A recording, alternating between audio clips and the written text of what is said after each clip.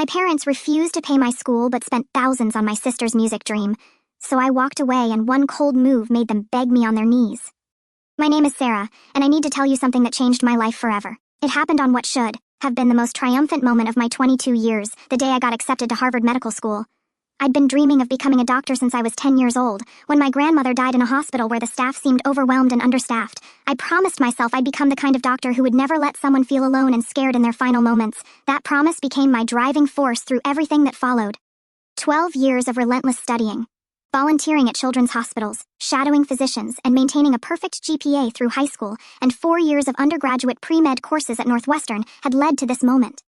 The thick envelope from Harvard Medical School sat on my desk, and my hand shook as I opened it. "We are pleased to inform you that you have been accepted into Harvard Medical School's incoming class of 2019, it read. "Your academic excellence and demonstrated commitment to medicine make you an ideal candidate for our program." I actually screamed with joy, then ran downstairs to find my parents and share the most important news of my life. "Mom, Dad, I got in. I got into Harvard Medical School," I announced. My parents were in the kitchen, Dad reading the Sunday paper with his coffee, Mom unloading the dishwasher in her bathrobe. They looked up with what I can only describe as polite interest, the kind of expression you'd give someone who told you they'd found a parking spot at the mall. "That's nice, sweetheart," Mom said, not even turning around fully. "Congratulations!" "Nice?" I stared at her, clutching the acceptance letter. "Mom, this is Harvard Medical School. Do you understand what this means? I'm going to be a doctor. I could specialize in pediatric surgery, maybe save children's lives." Dad folded his newspaper with deliberate precision and gave me a brief nod. "We're proud of you," he said. "You always were the ambitious one." I waited for more, a hug, excitement, some recognition that their daughter had just achieved something extraordinary that would change not only my life, but potentially the lives of countless patients I would treat. Instead, they seemed to be waiting for me to leave so they could return to their leisurely Sunday morning routine. The silence stretched awkwardly until my older sister Mia walked into the kitchen, stretching and yawning in her silk pajamas. It was 11:30 in the morning, early for her on a weekend. "What's all the noise about?" she mumbled, heading straight for the coffee pot. "Sarah got into medical school," Mom said, and suddenly there was more animation in her voice than she'd shown for my news. "Harvard, no less." "Cool," Mia said without looking up from adding sugar to her coffee. She scrolled through her phone with one hand while stirring with the other. "Hey, speaking of school and stuff, I've been meaning to talk to you guys. All my friends are going to Lollapalooza this summer, and I really, really want to go too." And just like that, the conversation shifted entirely away from my acceptance to Harvard Medical School, and toward Mia's social calendar, Lollapalooza. Dad perked up with interest I hadn't seen when I'd shared my news. "That's the music festival in Chicago, right?" "Yeah," Mia replied. "It's going to be amazing. Billie Eilish is headlining, and 21 Pilots, and like 50 other incredible artists. All my friends have been planning this for months." Mom set down her coffee mug and gave Mia her full attention. "How much would something like that cost?" "Well, the tickets are like $400 each, and then we'd need to get a hotel room and food and transportation," Mia explained. "I've been doing research, and I think I could do the whole trip for maybe $8,000. That includes some new clothes because I literally have nothing appropriate to wear to a music festival." I stood there, holding my Harvard acceptance letter, watching my parents lean in with interest as Mia outlined her vacation plans. The contrast was so stark it felt surreal. $8,000, Dad mused. "That is expensive, but it sounds like an important experience. You've been having a tough time lately with everything." "Exactly," Mia said, her face lighting up. "I've been so stressed about figuring out what I want to do with my life, and all my friends are moving forward with their plans, and I just feel so left behind. This could be exactly what I need to clear my head and get some perspective." I cleared my throat. "Actually, speaking of plans and expenses, I need to talk to you guys about Harvard costs." 3 faces turned toward me with varying degrees of annoyance at the interruption. "I've been researching everything I need for Harvard," I continued, trying to match their energy for Mia's festival plans. "The first year alone will cost $65,000. Tuition, housing, books, living expenses, medical equipment, lab fees. I'll need about $25,000 up front just to get started and secure housing." The mood in the kitchen shifted immediately. Dad's interested expression faded, and Mom started wiping down counters that were already clean. $25,000, Dad said, his voice flat. "That's a tremendous amount of money, Sarah." "I know it sounds like a lot, but this is Harvard Medical School," I said. "It's an investment in my future. I'll be able to pay you back once I'm established as a physician. Doctors make excellent salaries, and I'll never forget that you made this possible for me." Mom and Dad exchanged one of their wordless looks, the kind married couples develop over decades together. I'd seen this look before, usually when I asked for things like new school clothes or money for extracurricular activities. "We'll have to think about it," Mom said, her voice carefully neutral. "I understand completely," I said quickly, not wanting to seem pushy or ungrateful. "I don't need it all at once. Maybe you could help with the housing deposit now. That's the most urgent part." And then we could work out monthly payments for living expenses. I'm also applying for additional scholarships and looking into work-study programs. We said we'll think about it, Dad said, his voice carrying a note of finality that I recognized. It meant the conversation was over, whether I was satisfied with the outcome or not. Mia, who had been scrolling through her phone during this exchange, looked up with excitement. "Oh my God, you guys, look at this," she said.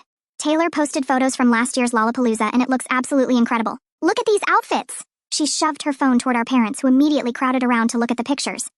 For the next 20 minutes, they discussed music festival fashion, which artists Mia was most excited to see, and whether she should get a hotel room or try to stay with friends. I eventually excused myself and went to my room, still holding my Harvard acceptance letter. Over the next week, I threw myself into researching every possible way to fund my medical school education. I applied for additional scholarships, looked into private student loans, and calculated exactly how many hours I'd need to work at my part-time job at the local clinic to save the money myself. The math was daunting. Even working full-time over the summer, I could maybe save $4,000 or $5,000. The remaining $20,000 would have to come from loans with interest rates that would leave me drowning in debt for decades. Meanwhile, Mia's Lollapalooza plans dominated every family conversation. She researched hotels, created Pinterest boards of festival outfits, and made detailed schedules of which artists she wanted to see on which stages. My parents were completely invested in her planning process, offering suggestions and showing genuine excitement for her upcoming adventure. "You know what?" Mom said during dinner one evening. "We should make this a real celebration for Mia. Maybe get her some new festival clothes, a good camera to document everything, maybe even upgrade her hotel situation." "That's such a sweet idea," Mia gushed. "I've been looking at this amazing boutique hotel that's walking distance from Grant Park. It's more expensive than the hostel, but it would make the whole experience so much more comfortable." I pushed food around my plate, listening to them plan what was essentially a luxury vacation for my sister, while my own future hung in limbo. That Friday evening, a week and a half after my acceptance letter had arrived, my parents called me into the living room. They sat together on the couch, wearing the serious expressions that usually preceded discussions about grades or household rules. "Sarah, we've been talking about your Harvard situation," Dad began, his tone formal and uncomfortable. My heart started racing. This was it. They'd figured out the finances, maybe talked to the bank about a loan, or decided to dip into their savings account. They were going to help me pursue my dreams. "We've given it a lot of thought, and we've decided we can't afford to help you with medical school right now," Mom continued, delivering the words like she was ripping off a bandage. I felt like someone had punched me in the stomach. The room seemed to tilt, and I had to grip the arm of my chair to steady myself. "But this is my future," I managed to say. "This is everything I've worked for my entire life." "We know, and we're genuinely sorry," Dad said, though his voice lacked any real emotion. "But maybe you could defer for a year. Take a gap year, work full-time, save up some money. Harvard will still be there next year." "Dad, medical school doesn't work like that," I said. "If I defer my acceptance, there's no guarantee they'll hold my spot for next year's class. The admissions process is incredibly competitive. Thousands of qualified applicants get rejected every year. This might be my only chance." Mom leaned forward with what she probably thought was a sympathetic expression. "Honey, if you're really meant to be a doctor, another opportunity will come along. And maybe by then we'll be in a better financial position to help. Or maybe I could take out student loans," I suggested desperately. "You wouldn't have to give me the money. You could just co-sign for loans and I'll pay them back myself once I'm working." "We're not comfortable taking on that kind of debt obligation," Dad said firmly. $25,000 is more than we make in several months." That's when Mia walked into the room, practically bouncing with excitement. "Hey, did you guys make a decision about Lollapalooza yet?" she asked. "Because tickets are selling out fast, and if I don't buy them soon, I'll be totally screwed. All my friends already have theirs." I watched in horrified fascination as my parents' expressions immediately brightened. "Actually," Mom said, turning to Mia with a warm smile, "your father and I were just discussing that. We think this festival could be really good for you. We've decided we can help you with the costs," Dad added, his voice carrying an enthusiasm that had been completely absent when discussing my medical school dreams. "Really?" Mia squealed, clapping her hands together. "Oh my God, really? You'll help me go to Lollapalooza?" "We think it's important for young people to have these kinds of experiences," Mom said. "You've been going through a difficult time, trying to figure out your next steps, and maybe this is exactly what you need to gain some clarity and confidence." I couldn't believe what I was hearing. My brain struggled to process the cognitive dissonance of what was happening in front of me. "Wait," I said, my voice barely above a whisper. "You can't afford to help me go to medical school, but you can't afford to send her to a music festival?" The enthusiasm drained from their faces as they remembered I was still in the room. That's different, Sarah," Mom said, though she couldn't seem to articulate how it was different. "How?" I asked. "You just told me $25,000 is more than you make in several months, and that's too much debt for the family to take on. But $8,000 for a vacation is reasonable?" Dad shifted uncomfortably. "Mia's situation is more immediate. She's struggling right now, and this could really help her mental state." "And my education isn't important for my mental state?" I asked. "My future career isn't worth investing in?" "Don't be dramatic," Mom said, her voice taking on an edge. You're a smart, capable girl. You'll figure something out. You always do. Mia, meanwhile, was jumping up and down and hugging both parents, apparently oblivious to the broader conversation happening around her celebration. Thank you, thank you, thank you, she said. This is going to be the best summer ever. I can't wait to tell everyone. How? I asked, still trying to understand the logic. How will I figure it out? I'm 22 years old. I have maybe $4,000 in savings from my part-time job, and I need $21,000 more to start medical school in 4 months. Where exactly do you think I'm going to get that money? Student loans, Dad suggested. Work-study programs, scholarships. There are lots of options for students in your situation. I already applied for every scholarship I qualify for, I said. I already looked into work-study. The student loans available to me have terrible interest rates, and I'd graduate with so much debt I'd be paying it off until I'm 50 years old. Well, maybe that's just the reality of medical school, Mom said. Most doctors have student loan debt. It's part of the profession. I stared at her. So, your solution is for me to go into crushing debt because you'd rather spend money on Mia's vacation than invest in my education? We're not spending money on Mia's vacation, Dad corrected. We're supporting our daughter through a difficult transition period in her life.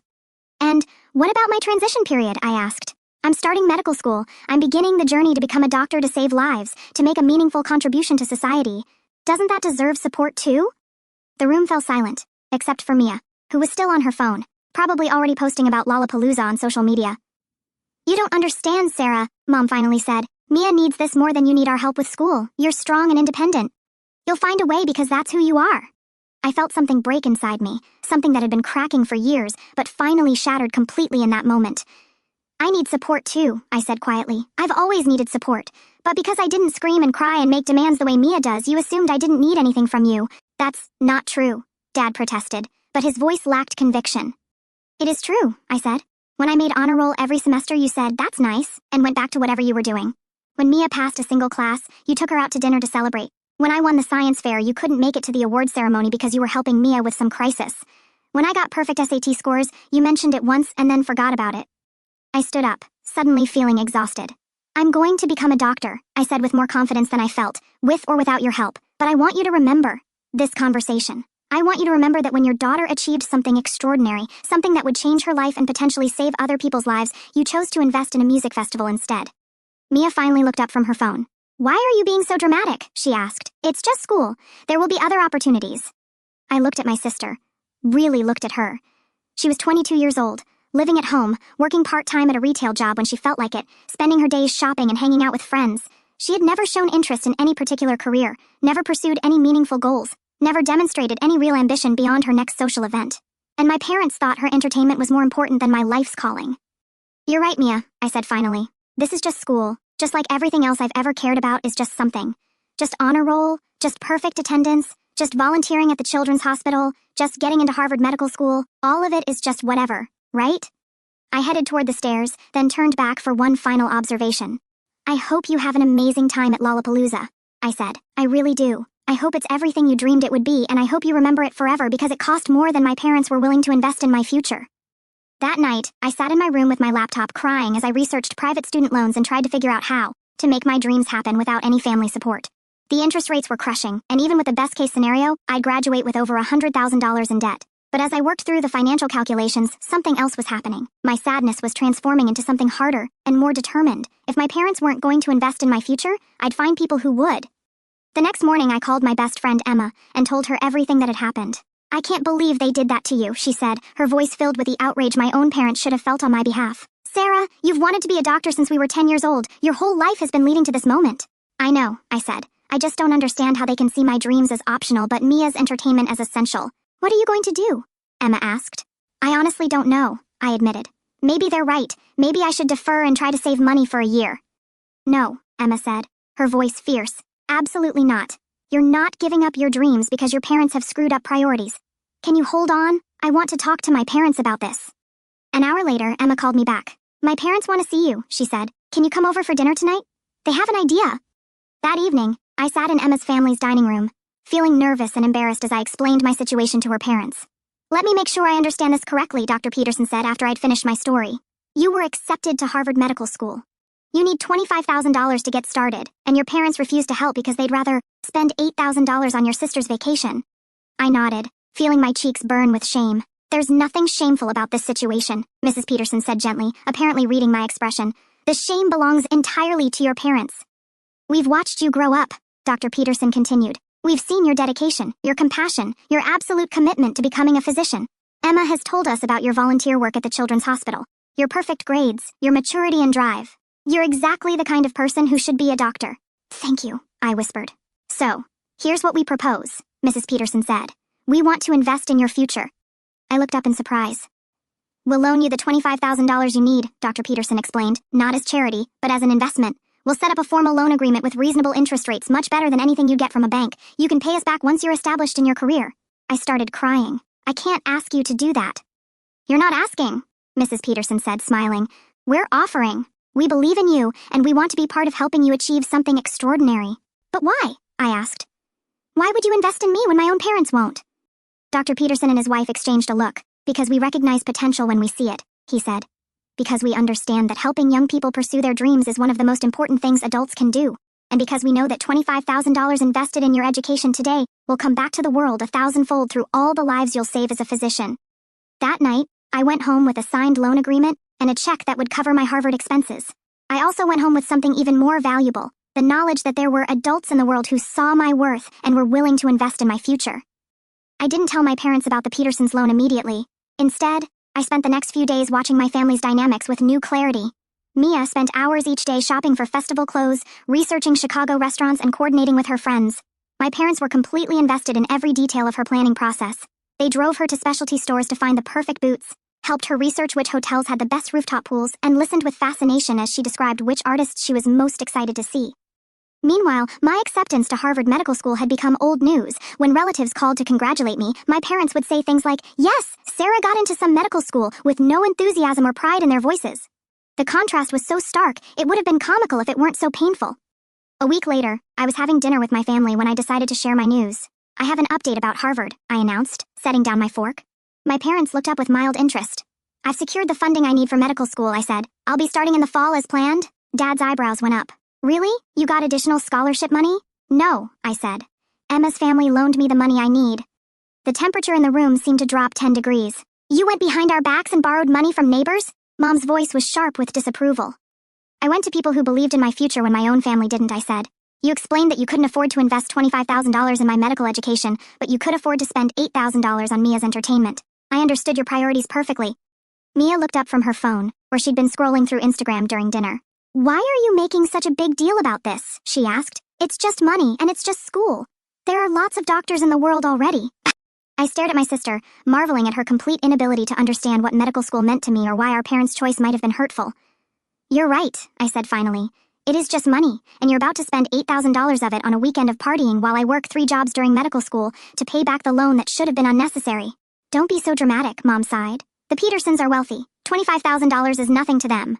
It's not about their wealth, I said. It's about their values. They saw potential in me and chose to invest in it. You saw the same potential and chose to ignore it. I stood up from the table, suddenly having no appetite for dinner or family conversation. I want you all to remember this, I said, looking around the table at each of them. When I'm a doctor, when I'm saving lives, when I'm making a difference in the world, remember that it happened without your support. Remember that you had the chance to be part of something meaningful, and you chose festival tickets instead. The next morning, I started packing for Harvard. I had 3 months to get ready, and I was determined to make the most of my opportunity. Emma came over to help me sort through my belongings, deciding what to take to Boston and what to leave behind. Are you nervous? She asked as we folded clothes. Terrified, I admitted, but also excited. This is everything I've dreamed of. Your parents are idiots, she said matter-of-factly. I'm starting to realize it, I replied. Over the next few weeks, as I prepared for the biggest transition of my life, my parents seemed more focused on Mia's festival preparations than my departure from medical school. They spent hours helping her choose outfits, researching Chicago attractions, and planning her travel itinerary. Meanwhile, I was left to navigate college preparation on my own, finding housing, registering for classes, buying textbooks, arranging transportation to Boston. When I asked for help with practical matters like setting up a bank account near campus or figuring out health insurance, they seemed annoyed by the interruption to their Lollapalooza planning sessions. The night before I left for Harvard, I packed my car with everything I owned. My parents were in the living room with Mia, looking at photos of previous year's festivals on her laptop. I'm leaving early tomorrow morning, I announced from the doorway. Drive safely, Mom said without looking up from the computer screen. Call when you get there, Dad added absently. That was it.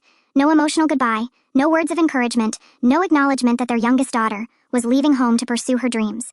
They were too busy helping Mia plan her vacation to properly send me off to medical school.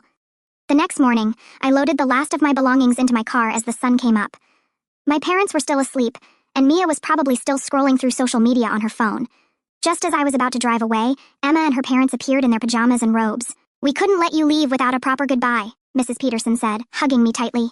"Make us proud," Dr. Peterson added. "Though I know you will." Emma handed me a care package filled with homemade cookies, tea bags, and a photo of us from graduation. "Text me every day," she said. "I want to hear about everything." Standing in my driveway at 6 in the morning, surrounded by people who weren't related to me, but who cared more about my future than my own family did, I felt a mix of sadness and gratitude that would stay with me for years.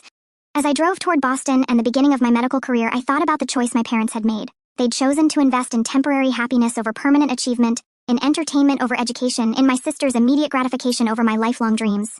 It was a choice that would define our relationship for the rest of our lives, though I didn't fully understand that yet. Harvard Medical School was everything I dreamed it would be, and infinitely harder than I'd imagined. The coursework was brutal, the competition fierce, and the pressure relentless. But every morning when I walked into those lecture halls, I remembered why I was there and who had made it possible. I worked 3 part-time jobs to cover my living expenses and started paying back the Petersons immediately, even though they told me to wait until after graduation. I tutored undergraduate pre-med students, worked nights at a medical supply company, and spent weekends doing data entry for research labs. My days started at 5 in the morning and ended well after midnight. I had no social life, no time for relaxation, no money for anything beyond basic necessities. While my classmates went out for dinners and weekend trips, I was either studying or working, but I was exactly where I belonged, doing exactly what I'd always wanted to do. Meanwhile, social media kept me updated on my family's activities, whether I wanted to see them or not. Mia's Lollapalooza posts filled my Instagram feed, photos of her and her friends in designer festival outfits, expensive meals in Chicago, poolside shots from their boutique hotel. My parents liked and commented on every single post, celebrating her amazing adventure and expressing how proud they were that she was having such wonderful experiences. I don't think they ever liked or commented on any of the study abroad posts Emma shared, or the photos of me in my medical school scrubs during clinical rotations, or the pictures from my volunteer work at Boston Children's Hospital. Actually, I'm not sure they even followed my social media accounts.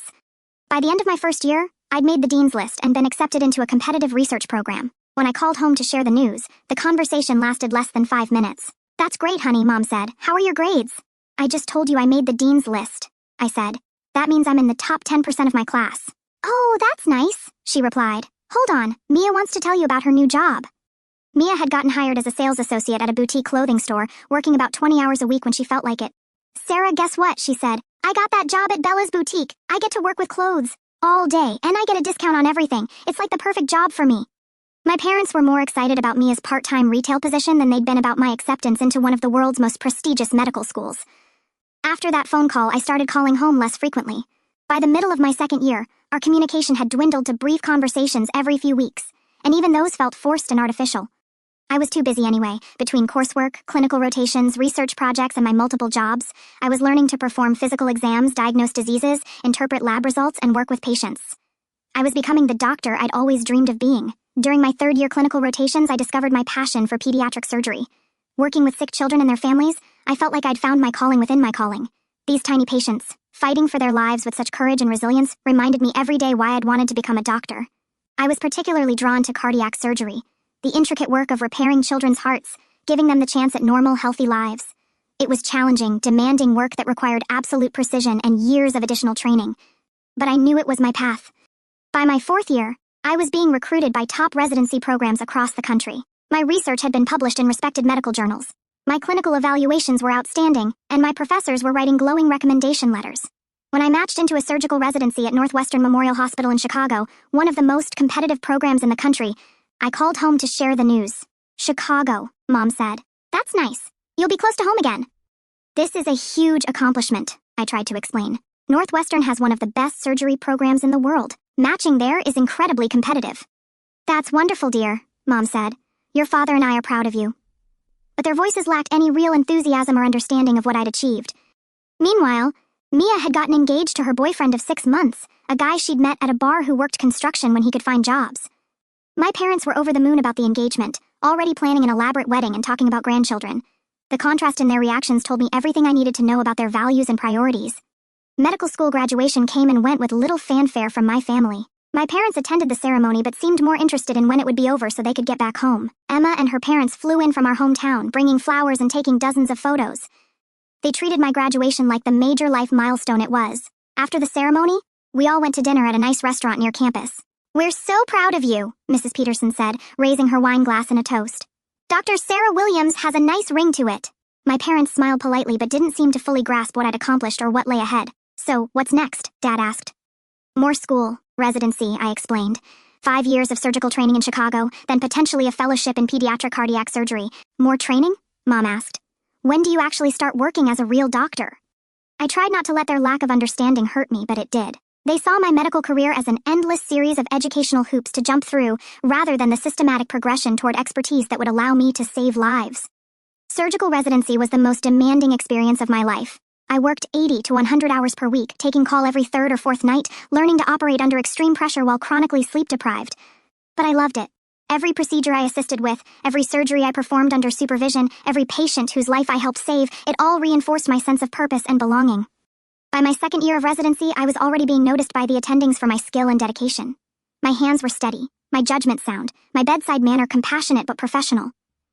"You have real talent for this," Dr. Rodriguez, the chief of cardiac surgery, told me after I'd assisted on a particularly complex procedure. "Have you thought about specializing in pediatric cardiac surgery?" "It's all I think about," I admitted. "Good," he said. "I think you'd be exceptional at it." During my residency, I lost touch with my family almost entirely.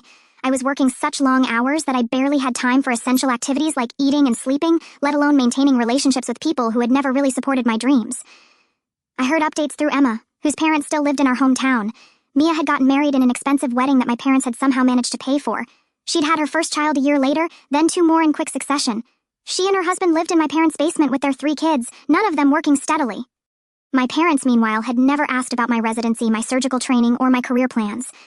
By my 4th year of residency, I was performing complex surgeries with minimal supervision. I'd published research on innovative surgical techniques, presented at national conferences, and been recruited by pediatric cardiac surgery fellowships at top children's hospitals. I chose to do my fellowship at Boston Children's Hospital, one of the world's premier pediatric cardiac surgery programs. The work was incredibly demanding but deeply fulfilling, operating on tiny hearts, correcting congenital defects, giving children the chance at normal lives. During my fellowship, I developed expertise in some of the most complex pediatric cardiac procedures. I was working with cases that many surgeons would consider inoperable, using cutting-edge techniques to repair hearts that other programs had given up on. My reputation in the field was growing.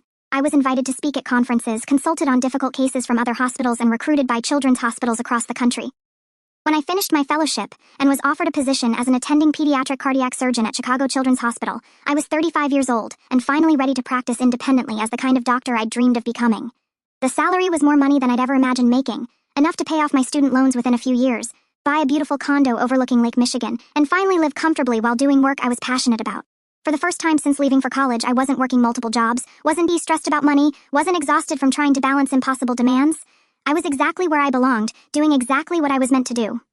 I saved my first life as an attending surgeon on a Tuesday morning in September. A 3-year-old girl named Emma, the same name as my best friend, came in with a complex congenital heart defect that required a 12-hour surgery to repair.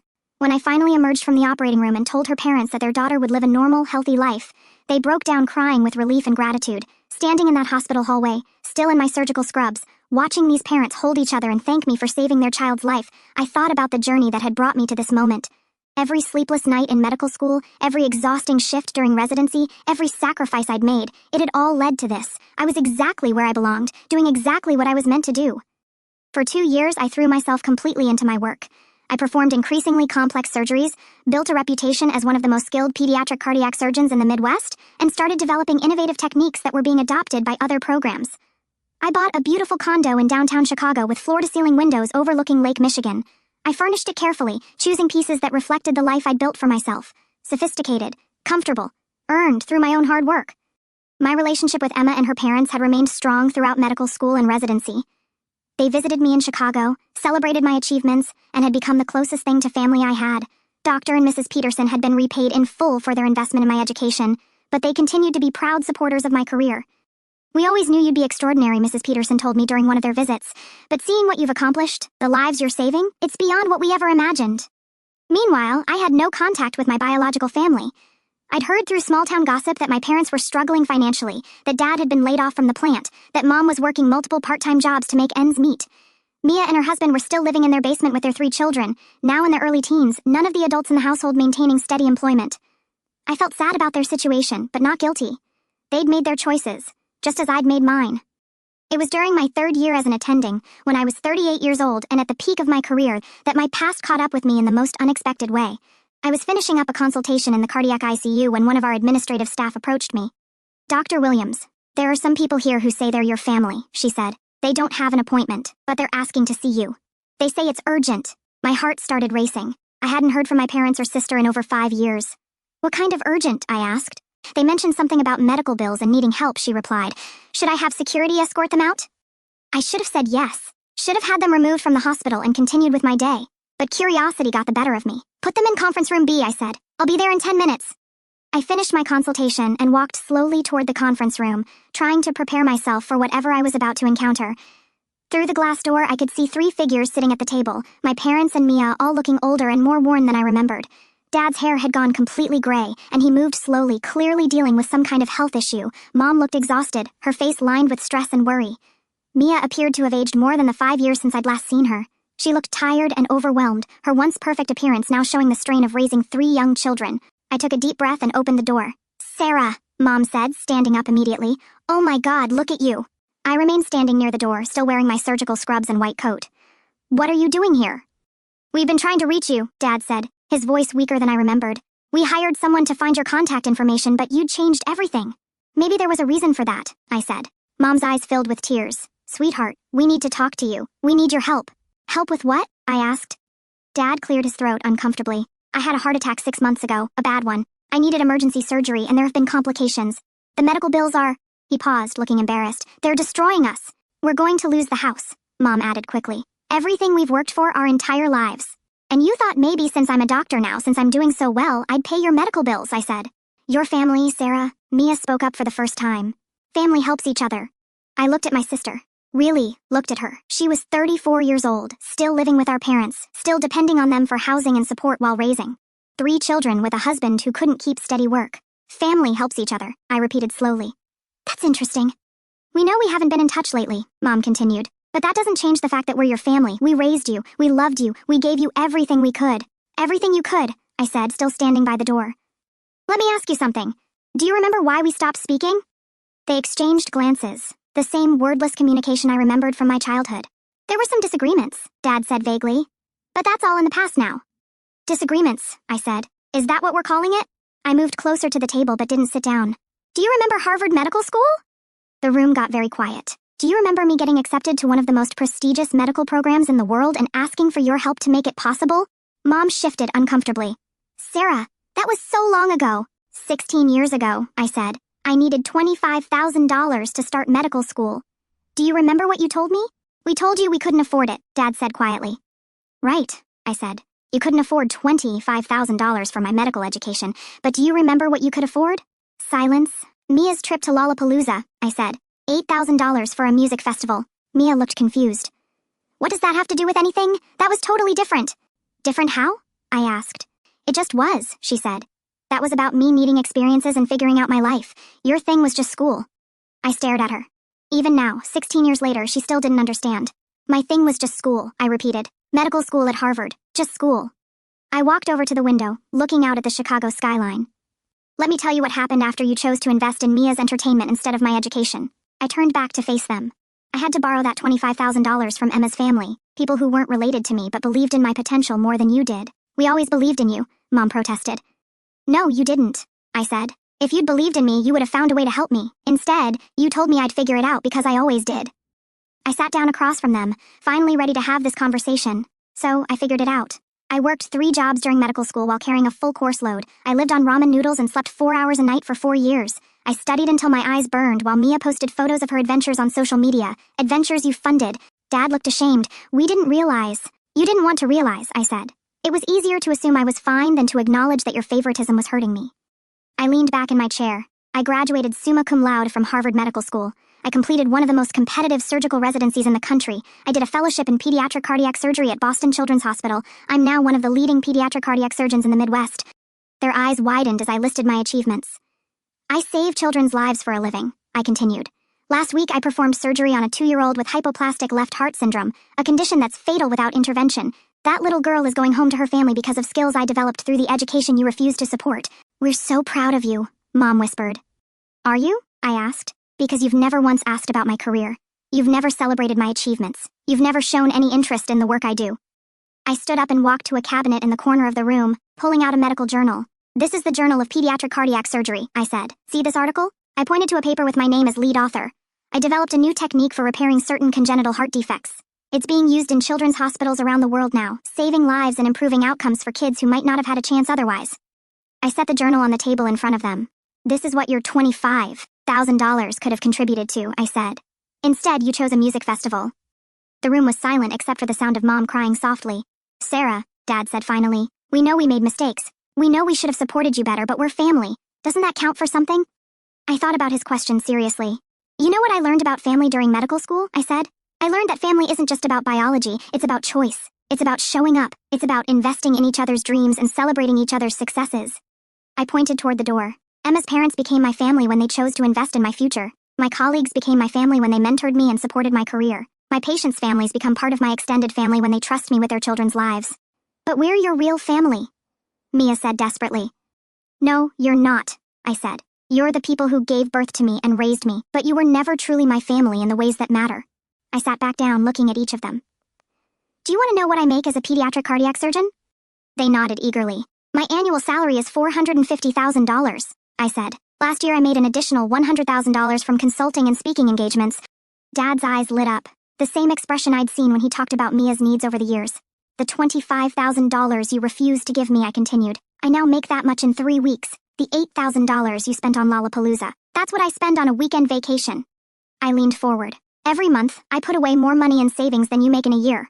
I own a condo worth $800,000. I drive a car that costs more than most people's houses. I have investments, retirement accounts, and enough money to live comfortably for the rest of my life. That's wonderful, Mom said hopefully. You've done so well for yourself. I have, I said, and I did it entirely without your support. In fact, I did it despite your lack of support. I stood up again. Now you want my help with Dad's medical bills? You want me to use the money I earned through the career you refused to invest in to solve problems you can't handle yourselves? We're desperate, Sarah, Mom pleaded. We'll lose everything. And I'm supposed to care about that? I asked. Because you're my parents? Because you raised me and loved me? Did you love me? I continued. Or did you love the idea of having a daughter who didn't cause problems, who got good grades, who made you look good without requiring any real investment from you? I walked toward the door. You want to talk about love? Let me tell you about love. Emma's parents loved me enough to invest their money in my future when you wouldn't. They loved me enough to attend my medical school graduation when you barely seemed interested. They loved me enough to celebrate my achievements and support my dreams. I turned the door handle. That's what real love looks like. Not biology, not obligation, but choice. They chose to love me and support me when you chose convenience over investment. Sarah, please, Mom said, crying harder now. Don't do this to us. Don't abandon your family when we need you most. I'm not abandoning you, I said. You abandoned me 16 years ago when you chose me as entertainment over my future. I'm just finally accepting the choice you made. We were wrong, Dad admitted. We should have helped you with medical school. We should have recognized your potential and supported your dreams. We're sorry. I appreciate the apology, I said. I really do. But saying you're sorry doesn't undo 16 years of consequences. I opened the door. Here's what's going to happen. You're going to leave my hospital and never come back. You're not going to contact me at home or at work. You're not going to show up in my life again expecting me to solve problems you created. But the medical bills, Mom said desperately. Figure it out, I said. You told me I'd figure out how to pay for medical school, and I did. Now you can figure out how to handle your own financial problems. It's not the same thing, Mia protested. You're right, I said. It's not the same thing. When I needed help, I was 18 years old, asking for support to pursue my life's calling and contribute something meaningful to the world. You're adults asking for money to fix problems caused by your own poor life choices. I stepped into the hallway. The $25,000 you wouldn't invest in my future has turned into a lifetime of success that you'll never benefit from. The $8,000 you spent on a music festival bought you a weekend of fun and 16 years of regret. I started to walk away, then turned back one final time. I want you to remember this moment. I want you to remember that your daughter became everything you said she would become without your help. I want you to remember that the smart, capable girl who would figured out how to build a life that doesn't include you. Sarah, Mom called after me. Please, we love you. I stopped and looked back at her. If you loved me, you would have invested in my dreams when it mattered. If you loved me, you wouldn't have waited until you needed something to track me down. If you loved me, you would have celebrated my success instead of ignoring it until it became useful to you. I pulled out my phone and showed them my screen. This is my calendar for this week, I said. On Tuesday, I'm performing surgery on a 6-year-old with a complex heart defect. On Wednesday, I'm consulting on a case from Mayo Clinic. On Thursday, I'm giving a presentation at a medical conference about innovative surgical techniques. On Friday, I'm operating on twins who were born with conjoined hearts. I put my phone away. This is the life you chose not to be part of. These are the achievements you chose not to celebrate. This is the future you decided wasn't worth a $25,000 investment. I turned and walked toward the elevator. Goodbye. Don't contact me again. As the elevator doors closed, I could hear Mom calling my name, but I didn't look back. That evening, I sat in my condo overlooking Lake Michigan, processing what had happened. I felt sad, but not guilty, hurt, but not responsible, angry, but also relieved. For 16 years, I'd wondered if I'd been too harsh in cutting off contact with my family. I'd wondered if I should have tried harder to maintain relationships, if I'd been too unforgiving of their mistakes. But seeing them again, hearing them reduce my medical school acceptance to just school and my need for educational support to just money, confirmed everything I'd realized as an 18-year-old. They had never truly understood or valued who I was or what I was capable of becoming. They hadn't come to reconnect with me or celebrate my success. They'd come because they needed something, because their own poor choices had caught up with them, and they thought my success could solve their problems. The irony wasn't lost on me. They wanted help with medical bills from the daughter whose medical education they'd refused to support. I poured myself a glass of wine and looked out at the city lights reflecting on the lake. Tomorrow, I would go back to work, back to saving lives and advancing medical knowledge. I would continue building the extraordinary life I'd created through my own determination and the support of people who had chosen to believe in me. My parents had made their choice 16 years ago when they decided that Mia's temporary happiness was more important than my permanent future. Now they would have to live with the consequences of that choice, just as I had lived with the consequences of pursuing my dreams without their support. The difference was that my consequences had led to success, fulfillment, and the ability to make a meaningful difference in the world. Theirs had led to financial ruin, and the desperate need to ask for help from the daughter they'd never truly invested in. As I sat there that night, I realized that the best revenge isn't causing someone else pain. It's living so well without them that their absence becomes irrelevant. It's becoming everything they said you could become, achieving everything they wouldn't help you reach, and finding happiness and success in places they never thought to look. I am Dr. Sarah Williams, one of the leading pediatric cardiac surgeons in the country. I save children's lives, advance medical knowledge, and make a difference in the world every single day. And I did it all without them. 3 months later, I received a letter in the mail. Not at the hospital, but at my home address, which meant they'd hired another investigator to find me. I almost threw it away without reading it, but curiosity got the better of me. It was from Mom, written in her familiar handwriting on drugstore stationery. Dear Sarah, it began. I know you don't want to hear from us, but I had to try one more time. Your father died last Tuesday from complications related to his heart condition. We couldn't afford the follow-up care he needed, and his condition deteriorated rapidly. I'm not writing to make you feel guilty. I'm writing because I finally understand what we did to you all those years ago, and I needed you to know that. Going through your father's things, I found a newspaper clipping from when you graduated medical school. He'd kept it all these years, even though we never talked about your achievements. I also found the acceptance letter from Harvard that you showed us when you were 18. He'd kept that too. I think he was proud of you but didn't know how to show it. I think we were both so focused on Mia's immediate needs that we lost sight of your long-term potential. We thought you were so capable that you didn't need our help, not realizing that everyone needs support and encouragement, even the strongest people. I understand now that asking for your help with medical bills was wrong, not just because you said no, but because we only reached out when we needed something. We should have been part of your journey all along. We should have celebrated your successes and supported your dreams. You were right to cut us off. You were right to build a life without us. You deserved better parents than we were. I hope you're happy. I hope you know how proud we should have been of everything you've accomplished, and I hope someday you can forgive us. Not for our sake, but for yours. With love and regret, Mom. I read the letter twice, then set it on my kitchen counter and stared out at the lake. I felt sad about Dad's death. Sad for the relationship we'd never had. Sad for the conversations we'd never have. Sad for the wasted years and missed opportunities. But I didn't feel guilty. I'd offered them the chance to be part of my journey, and they'd chosen differently. The consequences of that choice were theirs to bear, not mine to fix. That weekend I drove to Emma's parents' house, the people who had become my real family through choice rather than biology. I'm sorry about your father, Mrs. Peterson said, hugging me tightly. How are you doing? I'm okay, I said. Sad, but okay. Do you want to talk about it? She asked. We sat in their kitchen, the same kitchen where they'd offered to loan me money for medical school 16 years earlier, and I told them about my parents' visit to the hospital, about the letter, about Dad's death. Do you have any regrets? Dr. Peterson asked gently. I thought about his question seriously. I regret that they never knew who I really was, I said. I regret that they never got to see the doctor I became, never got to understand the lives I save, never got to be proud of something truly meaningful. But do I regret cutting them off? No. I needed to protect myself and my future. I needed to build a life with people who valued me for who I was, not who they thought I should be. Mrs. Peterson squeezed my hand.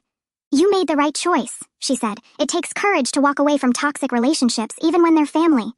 The hardest part, I admitted, is that I always hoped they'd change. I hoped they'd realize what they'd lost and try to rebuild our relationship properly.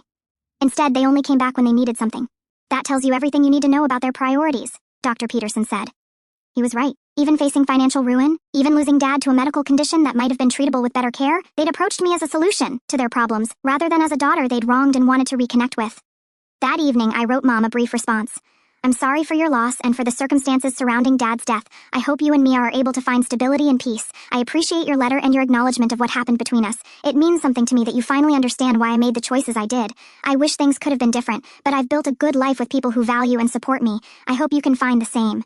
Take care, Sarah. I mailed the letter the next day, then blocked their new contact information and took steps to ensure they couldn't find me again. A year later, I was featured on the cover of Chicago Medicine magazine as Surgeon of the Year. The article detailed my innovations in pediatric cardiac surgery, my research contributions, and my track record of successful outcomes on cases other surgeons had deemed inoperable. Emma's parents framed the magazine cover and hung it in their living room next to my medical school diploma and photos from my various achievements over the years. This is our wall of Sarah, Mrs. Peterson told visitors with obvious pride. Our daughter who saves lives. Looking at that wall, I realized something important. Family isn't about biology or obligation. It's about choice, investment, and love demonstrated through actions rather than words. My biological parents had given me life, but Emma's parents had given me the tools to build a meaningful one. My colleagues had given me mentorship and opportunity. My patients' families had given me purpose and gratitude. These were my real family. The people who had chosen to be part of my journey, who had invested in my success, who had celebrated my achievements and supported me through challenges. The people who had seen my potential and believed in it even when I was just an 18-year-old girl with big dreams and limited resources. I am Dr. Sarah Williams, and I save lives every day. But more than that, I am living proof that you can overcome any obstacle, achieve any dream, and build any life you envision for yourself, with or without the support of the people who are supposed to love you most. Sometimes the greatest gift your family can give you is teaching you that you don't need them to become everything you're meant to be. And sometimes the greatest revenge is simply living well without them, knowing that the investment they refuse to make has paid dividends they'll never see, created value they'll never benefit from, and built a legacy they'll never be part of. In the end, their choice to prioritize a music festival over my medical education didn't just cost them $25,000. It cost them a relationship with the daughter who became one of the most successful pediatric cardiac surgeons in the country. That might be the most expensive music festival ticket ever purchased, but it was their choice to buy it.